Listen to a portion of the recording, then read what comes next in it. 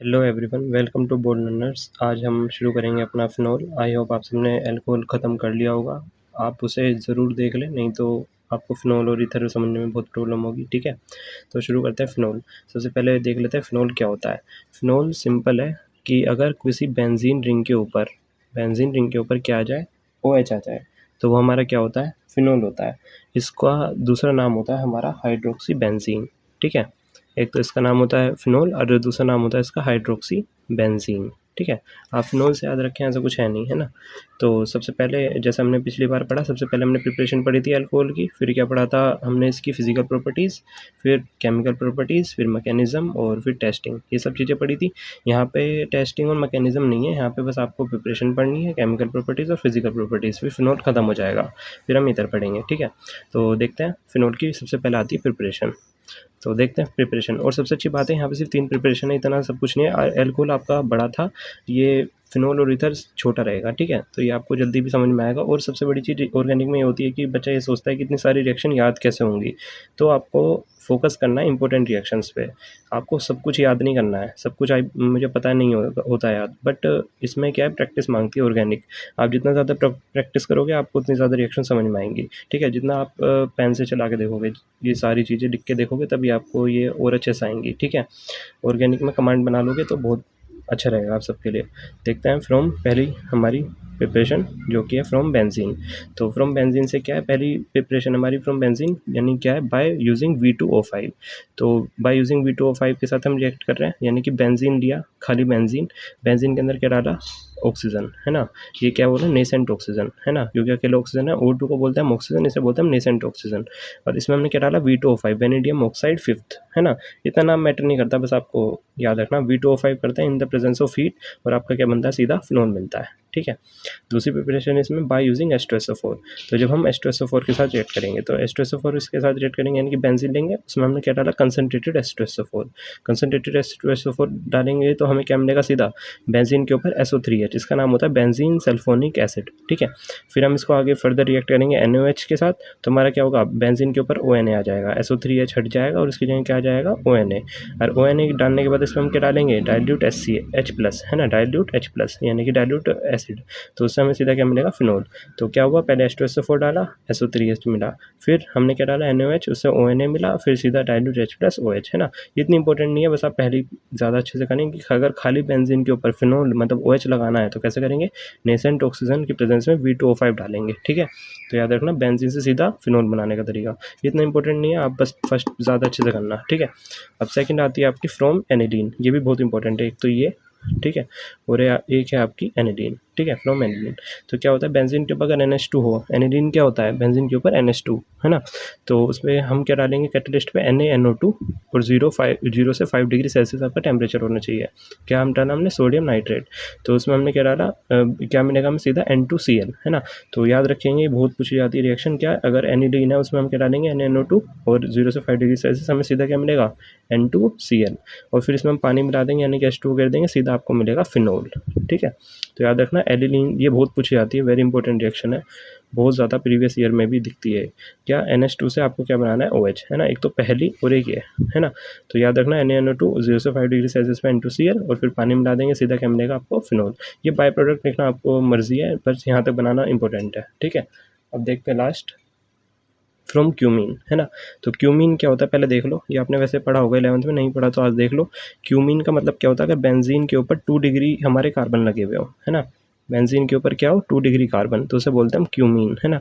तो उसमें हमने क्या डाला, O2 और H म्यू होता है सनलाइट, ऑक्सीजन और H म्यू की प्रेजेंस में। तो आपका क्या बनेगा, बेंजीन, ये देखो क्यूमीन एज इट इज़, और यहाँ पे CH2 है ना, तो ये O2 डाला था आपने, तो देखो CH2 और O2, तो COO, और यहाँ पे क्या आ गया, H। ठीक है, और फिर जब H+ डाल दोगे इसके अंदर, तो आपको क्या मिलेगा, फिनोल। ठीक है, तो ये वाली रिएक्शन और ये वाली रिएक्शन आप अच्छे से कर लेना।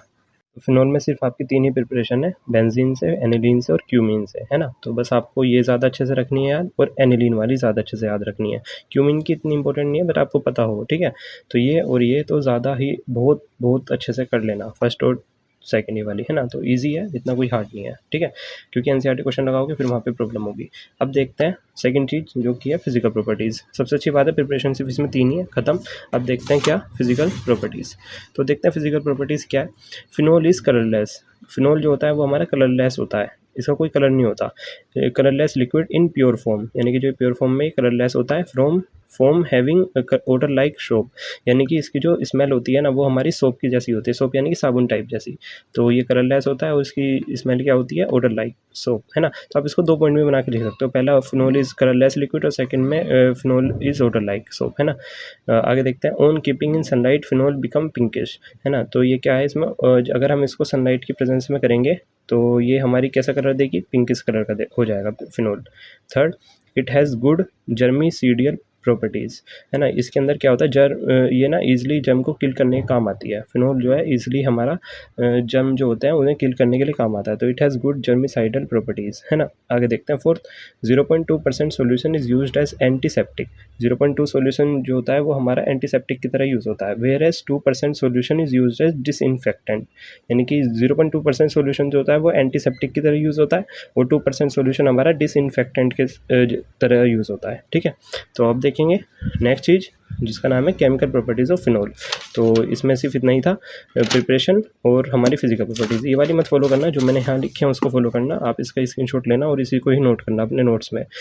नोट्स बनाते हुए चलना मेरी तरह ही, है ना। तो वही अब देखते हैं केमिकल प्रॉपर्टीज़ ऑफ फिनोल। आपको याद हो हमने केमिकल प्रॉपर्टीज़ फिनोल एल्कोहल में जो पढ़ी थी, वहाँ पे हमने एक फंडा वर्ड यूज़ किया था एसपी बोराडे। सेम यहाँ पे भी यही वर्ड है SPBORAD।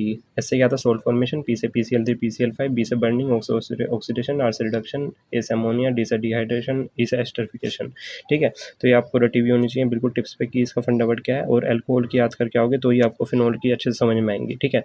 यहाँ पे बहुत सारी रिएक्शन मैं जानता हूँ, पर क्या करें, याद करना पड़ेगा। बट जो इंपॉर्टेंट है वो आप ज़्यादा फोकस करें, ठीक है, इन चीज़ों पे। देखते हैं।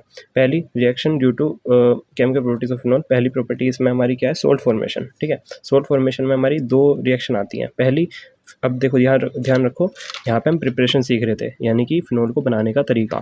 और यहाँ पे क्या देख रहे हैं हम, केमिकल प्रॉपर्टीज़, यानी कि फिनोल से रिएक्ट कर रहे हैं चीज़ों को और प्रोडक्ट क्या बन रहा है वो देख रहे हैं, है ना। कई बार बच्चे कंफ्यूज हो जाते हैं कि प्रिपरेशन और केमिकल प्रॉपर्टीज़ क्या चल रही हैं, ठीक है। तो याद रखेंगे केमिकल प्रॉपर्टीज़ मतलब हम फिनोल से रिएक्ट कर रहे हैं डिफरेंट चीज़ें। तो हमने क्या करा, फिनोल लिया, उसमें क्या डाला, सोल्ट डाला, यानी कि NaOH, है ना। NaOH डालेंगे तो आपको क्या बनेगा, बेंजीन के ऊपर O-, इसे बोलते हैं फिनोक्साइड आयन। कई बार हमें लगता है ONA बनेगा, नहीं, ONA तब बनेगा जब हम सिर्फ और सिर्फ Na के साथ रिएक्ट करेंगे। तो अगर आप Na के साथ रिएक्ट करोगे तो आपको ONA मिलेगा, और अगर आप NaOH के साथ रिएक्ट करोगे तो O के ऊपर माइनस, यानी कि इससे फिनोक्साइड आयन मिलेगा, ठीक है। सेकंड रिएक्शन आपकी reaction with PCl3 PCl5 SOCl2 red phosphorus और Cl2, है ना। ये बिल्कुल सेम रिएक्शन है जो कि आपके अल्कोहल में थी। आप वहाँ से बिल्कुल ध्यान से पढ़ के आएँ तो ये आपको समझ में आ जाएगी, मुझे पढ़ाने की भी इससे ज़रूरत नहीं है। सिंपल था, वहाँ पे हमने CH3CH2OH लिया था, यहाँ पे हमने क्या लिया, फिनोल। वही सारे रिएक्टेंट हैं, वही सारे प्रोडक्ट हैं, बस वहाँ पे हमारी क्या बन रहा था, एल्किन की चैन बन रही थी, हेलो एल्किन बन रहा था, है ना। और यहाँ पे क्या बनेगा, बेंजीन के ऊपर Cl लग जाएगा, ठीक है। आप देख लेना, बिल्कुल सेम टू सेम है, कुछ भी नहीं है ना। तो S हो गया, सोल्ट फॉर्मेशन हो गया, PCl3 PCl5 हो गया। अब आ गया बर्निंग। बर्निंग में याद है, बर्निंग में इजी था कि हम ऑक्सीजन की प्रेजेंस में रिएक्ट करेंगे in the presence of heat, आपको क्या मिलेगा, CO2H2 हीटोलाइट। सेम रिएक्शन जो आपने अल्कोहल में पढ़ी थी, कुछ भी अलग नहीं है, बस यहाँ पे अल्कोहल की जगह क्या आ गया, फिनोल आ गया, बस, ठीक है। बी हो गया। अब ऑक्सीडेशन। ऑक्सीडेशन में याद है वहाँ पे हमने कितना सब कुछ पढ़ा था, 1 डिग्री 2 डिग्री 3 डिग्री। यहाँ पे ऐसा कुछ भी नहीं है, यहाँ पे सीधी एक रिएक्शन है। क्या, अगर फिनोल को हम रिएक्ट करेंगे HMU यानी कि हीट मतलब सनलाइट में, और कैटलिस्ट क्या डालेंगे Na2Cr2O7 और H2SO4, तो आपको क्या मिलेगा, बेंजो क्यूनिनोन, है ना। तो आपको एक कौन से कलर का होता है, पिंकिश, है ना, ऐसा। बेंजीन के ऊपर भी O और नीचे भी O, ठीक। अब फिफ्थ रिएक्शन करते हैं, रिडक्शन। रिडक्शन में 2 रिएक्शन है आपकी। पहली, रिडक्शन बाय जिंक डस्ट और रिडक्शन बाय निकल। तो रिडक्शन बाय जिंक डस्ट ये इंपॉर्टेंट रिएक्शन है, इसको ध्यान से देखेंगे। देखो आपको सारी रिएक्शन याद नहीं करनी है, मैं आपको नहीं बोल रहा हूँ कि आप सब कुछ याद कर लो, ऐसा कुछ नहीं है, बट आपकी सारी इंपॉर्टेंट रिएक्शन कवर हो जाए, है ना। अब देखो मेरे को सब कुछ करवाना पड़ेगा, सारे नोट्स वगैरह, जिससे आप मल्टीपल रिवीजन कर सको, जिससे कुछ भी छूटे ना। तो आप ये नोट्स फॉलो कर लो और NCERT क्वेश्चन कर लो, मेरी गारंटी आपके 100 आउट ऑफ 100 आएंगे, ठीक है। तो अब जरा देखते हैं fifth reaction, reduction. Reduction by zinc dust, ये इंपॉर्टेंट है। ये क्यों इंपॉर्टेंट है, यहाँ पे देखो हमने क्या करा, फिनोल से जिंक रिएक्ट किया, जिंक भी क्या, डस्ट, जिंक की डस्ट रिएक्ट कर रहे हैं in the presence of heat. तो क्या हो रहा है, फिनोल से क्या बन रहा है, सीधा बस एक क्या मिल रहा है हमें, बेंजीन। तो ये वेरी इंपॉर्टेंट रिएक्शन है। कन्वर्जन आता है, कन्वर्जन बोलता है कि फिनोल से बेंजीन बनाओ, तो क्या करो, जिंक की डस्ट डाल दो in the presence of heat, आपको क्या मिलेगा, बेंजीन, ठीक है। तो याद रखेंगे वाला रिएक्शन वेरी इंपॉर्टेंट है, ठीक है। अब निकल, ये इतना इंपॉर्टेंट नहीं है, बट देख लो अगर आपको फिनोल से क्या बनाना है, साइक्लोहेक्सेनोल, यानी कि सिंगल बॉन्ड वाले, ये डबल बॉन्ड का होता है ना बेंजीन, फिनोल है, इसमें बेंजीन भी आ रहा है, तो डबल बॉन्ड है, डबल बॉन्ड से क्या बनाया, सिंगल बॉन्ड। तो इसके लिए हमें क्या करेंगे, निकल डालेंगे इन 533 केल्विन टेम्परेचर, ठीक है। तो ये रही। अब फिफ्थ हो गया, अभी सिक्स्थ रिएक्शन है, ऑक्सीडेशन हो गया, रिडक्शन हो गया, अब क्या आएगा, अमोनिया, ठीक है। अमोनिया, फिर डिहाइड्रेशन, फिर एस्टरिफिकेशन और रिएक्शन खत्म। ये इतना हार्ड नहीं है, अगर आपने एल्कोहल ठीक से पढ़ा है ना, ये बहुत ईजी लग रहा होगा आपको, है ना। अब देखते six, reaction with ammonia. Reaction with ammonia में क्या हुआ, अगर हम बेंजीन के ऊपर OH लगा हुआ है, यानी कि फिनोल है सिंपल, फिनोल के साथ हमने क्या रिएक्ट किया, अमोनिया, यानी कि NH3 होता है ना फिनोल, तो हमारा क्या बनेगा, देखो सिंपल, यहाँ से एक H कम हो जाएगा, H2 हो जाएगा, NH2। और बेंजीन के ऊपर कभी भी NH2 होता है उसको बोलते हैं हम एनिलीन, याद कर लो इसको। बेंजीन के ऊपर अगर NH2 होगा आगे तक तो क्या बोलेंगे हम इसको, एनिलीन। तो सोचो यहाँ NH3 था, यहाँ लगा NH2, यहाँ पे यानी कि यहाँ पे एक H बचा, अगर यहाँ से एक H बचा और यहाँ पे क्या है OH, तो HOH क्या निकलेगा, प्रोडक्ट H2O, ठीक है। तो रिएक्शन विद अमोनिया भी आप सबको क्लियर होगा। अब देखते हैं सेवंथ रिएक्शन, डिहाइड्रेशन।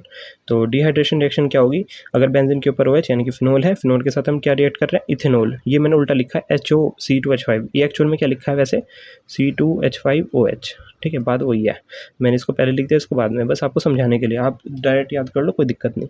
तो HOC2H5 ये हुआ, तो आपको क्या बनेगा देखेंगे, O, देखो क्या हो रहा है, OC2H5 तो अलग, OC2H5 तो लगा गया, और HOH यानी कि H2 बाहर निकल गया, सिंपल। बस यहाँ पे आगे देखेंगे Al2O3 और हीट, ये गिरा है। तो ये इतनी इंपॉर्टेंट नहीं है, ये भी तीन नहीं है, एक मतलब एक तो ये वाली इंपॉर्टेंट है बहुत ज़्यादा, और एक ये वाली, सिर्फ ये दोनों आप रिएक्शन बहुत अच्छे से करना जिससे आपको दिक्कत ना आए, ठीक है। अब देखते हैं एस्टरिफिकेशन, लास्ट रिएक्शन एस्टरिफिकेशन। सबसे अच्छी बात है एस्टरिफिकेशन की, कोई भी यहाँ पे रिएक्शन है ही नहीं। रीज़न देखते हैं, phenol does not undergo esterification. जो फिनोल है वो हमारा कभी भी एस्टरिफिकेशन कर ही नहीं सकता, क्योंकि because it's nucleophilicity is less due to resonance. देखो एक बात आप सुनो, ये मैं समझाता हूँ क्या हो रहा है। देखो आप सबको पता ही होगा कि फिनोल के अंदर बेंजीन आती है, और बेंजीन का जो डबल बॉन्ड होता है वो कंटिन्यूसली घूमता रहता है पूरी बेंजीन के अंदर, है ना। और न्यूक्लियोफिलिसिटी भूल जाओ, न्यूक्लियोफाइल क्या होता है, अगर आपको याद हो, न्यूक्लियोफाइल क्या होता है, जो अपने इलेक्ट्रॉन्स को डोनेट कर दें, है ना, डोनेट कर दें, किसको, इलेक्ट्रोफाइल को, ठीक है, वे क्या होता है, न्यूक्लियोफाइल क्या होता है, जो हमारे इलेक्ट्रॉन को डोनेट कर दे, किसको, इलेक्ट्रोफाइल को, यानी कि यहाँ पे हमारा लोन पेयर होता है इन न्यूक्लियोफाइल के ऊपर इलेक्ट्रॉन्स का, यहाँ पे डोनेट कर सकते हैं इजीली। बट यहाँ पे जो होता है बेंजीन की वजह से इलेक्ट्रॉन्स जो है यहाँ पे खाली नहीं होते, यहाँ पे कंटिन्यूसली रिवॉल्व होती रहती है बेंजीन के अंदर ही, तो इलेक्ट्रॉन्स खाली नहीं होंगे, तो इसलिए हमने क्या लिखा, because it's nucleophilicity is less due to resonance. समझ गए, अब तो समझ गया होगा, है ना। क्या होगा, phenol does not undergo esterification because it's nucleophilicity is less due to resonance. इसकी न्यूक्लियोफिलिसिटी जो होती है वो हमारी लेस होती है रेजोनेंस की वजह से। तो आप सबको समझ में आ गई होंगी सारी रिएक्शन। देखो मैं फिर से एक बार रिवाइज कराया था, हमने क्या क्या कराया, हमने सबसे पहले फिनोल पढ़ा, ठीक है, हमने फिनोल पढ़ा। फिनोल क्या होता है, बेंजीन के ऊपर OH, जिसका दूसरा नाम हाइड्रोक्सी बेंजीन भी होता है। इसकी सिर्फ और सिर्फ हमारी तीन ही प्रिपरेशन है। पहली प्रिपरेशन आपको अच्छे से याद रखनी है, के वाली, और एक आपको एनिलीन वाली, बिल्कुल अच्छे से याद रखनी है, आपका पूरे कवर हो जाएगा। क्यूमीन भी पढ़ लेना, ठीक है, पर पहली और ये तो छोड़ना ही मत, ये बहुत ज़्यादा पूछी जाती है। फिर हमने पढ़ी इसकी फिजिकल प्रॉपर्टीज़ आपको समझ में आ गई होंगी, कलरलेस होती है, और ओडर इसकी मतलब स्मेल कैसी होती है, सोप जैसी, और अगर हम इसे सनलाइट की प्रेजेंस में रखेंगे तो पिंकिश होगा, और जर्मिसाइडल प्रॉपर्टीज़ होती है, और ये वाली। अब केमिकल प्रॉपर्टीज़ ऑफ फिनोल याद रखेंगे, फंडा वर्ड क्या था हमारा, sp बोराडे। तो सेम वही फंडा, और कुछ अलग नहीं है, ये सब सेम है, ठीक है। और रिएक्शन आप सबने देख ली, पहली है, दूसरी, तीसरी, चौथी। और एस्टरिफिकेशन बस यहाँ पे नहीं होता, क्यों नहीं होता, क्योंकि यहाँ पे रेजोनेंस होता रहता है डबल बॉन्ड की वजह से, क्योंकि यहाँ पे बेंजीन है ना, तो इसकी न्यूक्लियोफिलिसिटी जो होती है वो लेस होती है। तो थैंक्स फॉर वॉचिंग। और जो अब दूसरा पार्ट पढ़ेंगे हम फिनोल का, एक और है, ये जो लिखा हुआ है ना, ये वेरी वेरी इंपॉर्टेंट है, इसलिए मैंने यहाँ पे पहले लिखा हुआ है, बट अभी आप इतना उतार लें अपनी कॉपी में, और सेकंड लेक्चर मतलब नेक्स्ट लेक्चर देखेंगे, ठीक है।